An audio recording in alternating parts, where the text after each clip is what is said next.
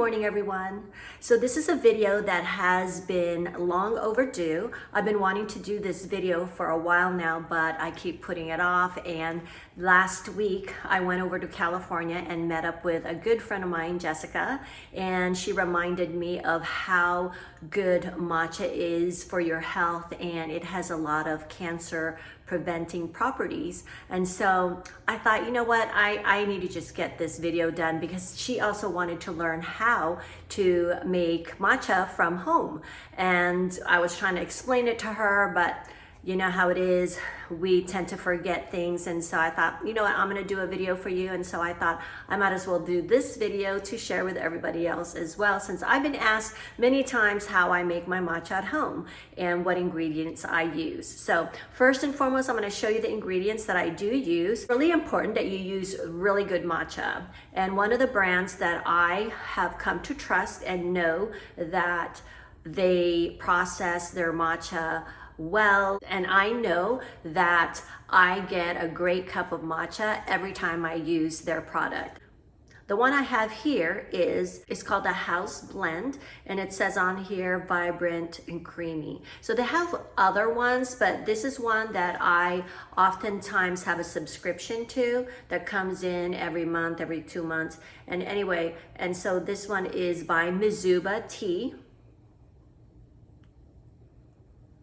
I actually discovered them because the coffee shop that I used to go to over in California long time ago, I don't know, maybe 7 years ago, when matcha started coming into the scene, used Mizuba tea. And then as I went around the country and I would ask for matcha, even at that point, there weren't a lot of coffee shops that carried matcha, and now it's really huge. Everybody's carrying matcha. But anyway, and I noticed that a lot of the tea shops, the specialty tea shops, would carry the Mizuba brand. And so I thought, if they carried it, it'll be great for at home. This is the kind I get usually. Again, it's by Mizuba. And so anyway, yeah. The other thing that I wanted to show you is the milk. That is also very important. Now, I do not drink regular milk. The reason being is that my stomach cannot handle it, and I don't like to drink oat milk. That has a lot of carbs, and I try to cut down on my carbs. And so typically I will drink it with almond milk. And the one that I like to use that you can easily get at grocery stores is the Califia Farms almond milk. This one is unsweetened vanilla, and it has 0 sugar. I like this, it blends well, it tastes good. And so that's the other ingredient. The other thing too that I use is cinnamon. I sprinkle it on top, or sometimes I'll stir it in.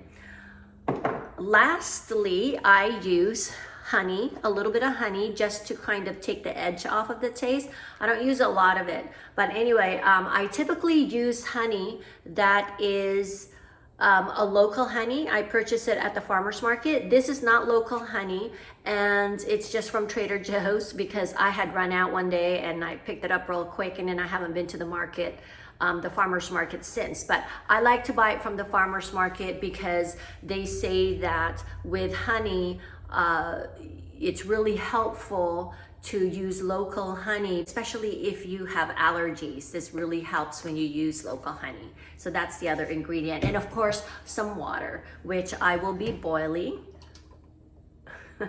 I just really put in about ½ a cup. So now for the tools of the trade, let me just go ahead and show you. You need a bowl, a mixing bowl. And this is actually from,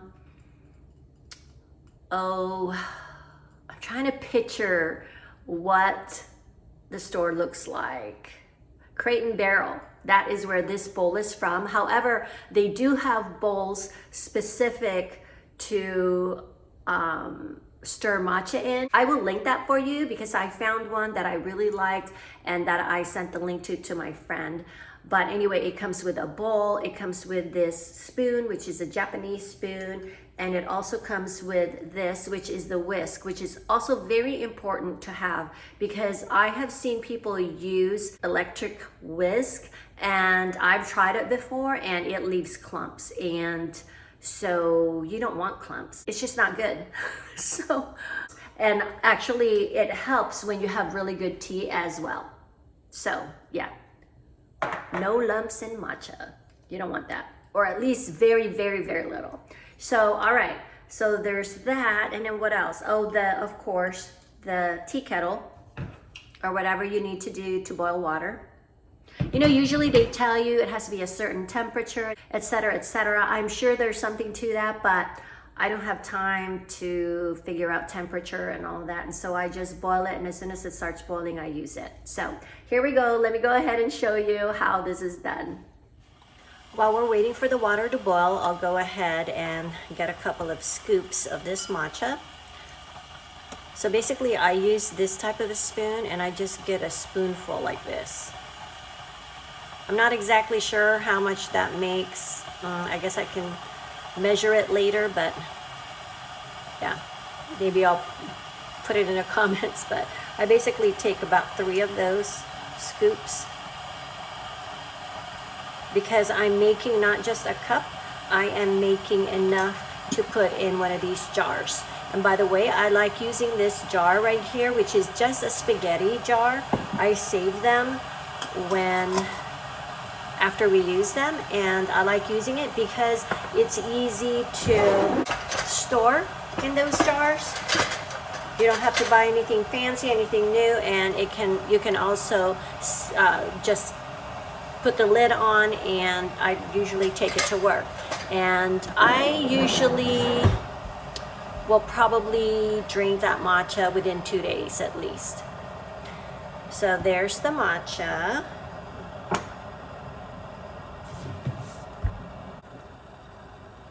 The water's boiling, it's almost done. There it goes. So I just kind of gently pour it in. Again, this is about half a cup. And I just stir it. Nice, rhythmic, slow. Forwards, backwards. Just to really get it to not have lumps and for it to be smooth. They say ceremonially there is something therapeutic with stirring matcha, and I would say that's probably true if you take your time and not rush the process like I normally would.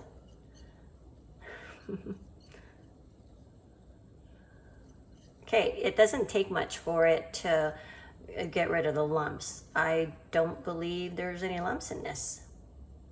And then I go ahead and take some of the honey.